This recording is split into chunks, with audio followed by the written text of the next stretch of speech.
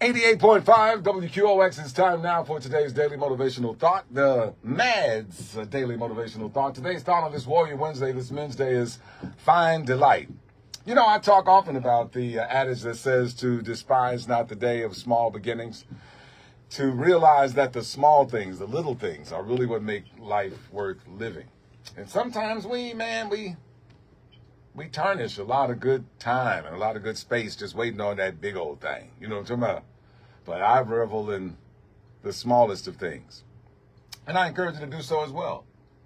Just simply reveling in the joy of being alive. You know what I mean? In this type of construct that we're in. Because we never really die. Because energy never dies. It's only, transmuted or whatever. Embrace the extraordinary opportunity of your own awareness. See, it's only kind of what you are aware of. You ever find yourself getting a new car, and then, it wasn't really the car, the model that you went in there for, but, it's a pretty cool car, and you liked it. But after you get it, now you see 1,000 of them. You ain't know the car existed, you see? But that's because your awareness just turned into that particular direction.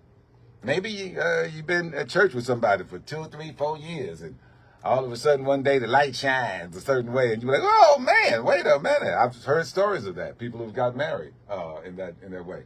So I'm saying, experience how wonderful it could feel to be weary after a full day of work, right? You've contributed. You've done your fair share. You've made things happen. You made a difference, fellas. And how good it feels to take a bath and to get into the bed and to know that, man, you've really contributed to this day.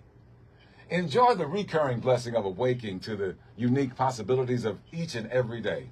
Find delight in discovering what's new and interesting. Treasure the fulfillment of making a difference in the lives of others. Remind yourself that for every single difficulty, there are hundreds of blessings.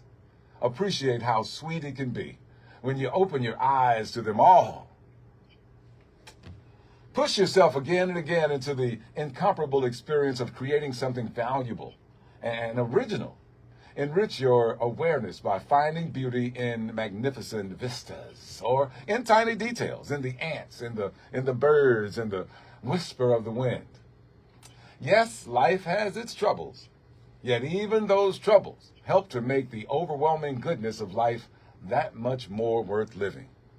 You couldn't really understand the good times if there weren't bad times. You couldn't understand how good you got it if you haven't had it bad. You just think it's always been that way. So today I encourage you, man, to take your troubles and to package them into something that can be beneficial.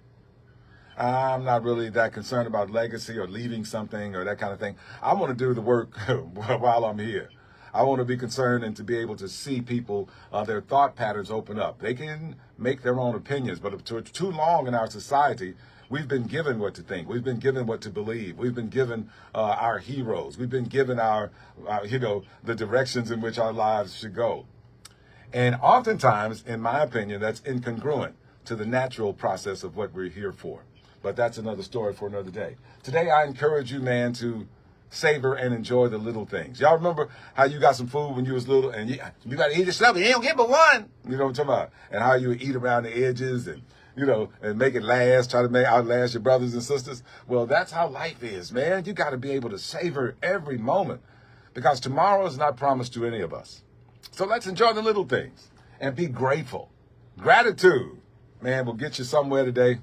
It's the Michael Adrian Davis Morning Show on the only station you and your family can agree on, 88.5 FM.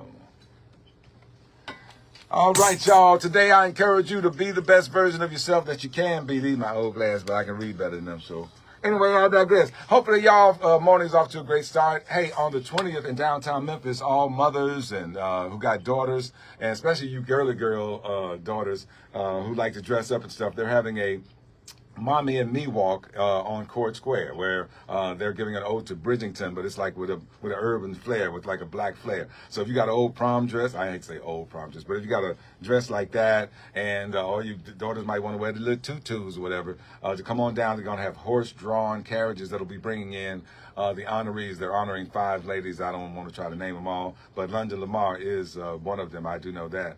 And so you can check it out. I think it's Mommy and Me. Just type it in mommyandme.com. You'll see it come up. It's absolutely free. And it's just a chance to curate a space where our children can see excellence. I was just telling them on the radio how the Moors ruled France for over 800 years. Let me see if I can get some of this science for y'all. Let me make sure that, because you know that the girl and the Gemini know, so she says she know everything. Did the Moors rule France for 800 years? Yeah. And what did they, what's the word, develop, discover, create? Yeah, all right. Let's see what she say. Is she gonna talk? She just reading. I mean, we're taking the kills out. The claim that the Moors' presence in France was primarily confined to a short period of military campaigns and temporary occupations in the southern part of the country. Here's the Moors ruled Spain. The Moors, who were a mix of North African and Arab Muslims, did rule part of Iberia Peninsula. This is what I was about to get into, because France wasn't even France. You understand what I'm saying? Okay. Anyway, the North Africa and Arab Muslims did rule part of the Iberia Peninsula, modern-day Spain and Portugal, for nearly 800 years. Now, when ladies, you don't get...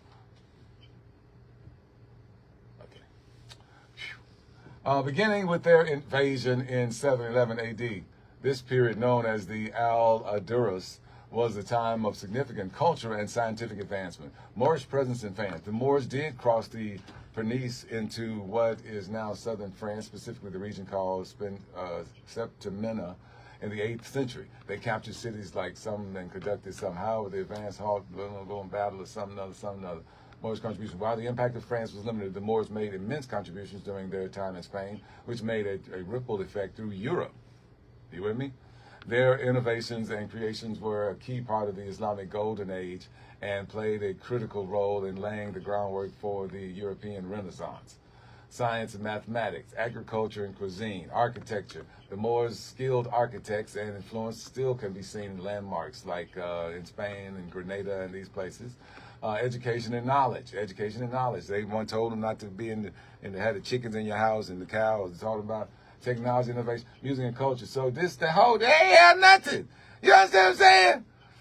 Boy, come on, y'all. We're gonna have to do better. We're gonna have to educate our first of all, we're gonna have to get educated. You understand? That's the first thing. Let me just stop right there, because you can't pour if you empty. So that's the word. I love y'all. Bye-bye.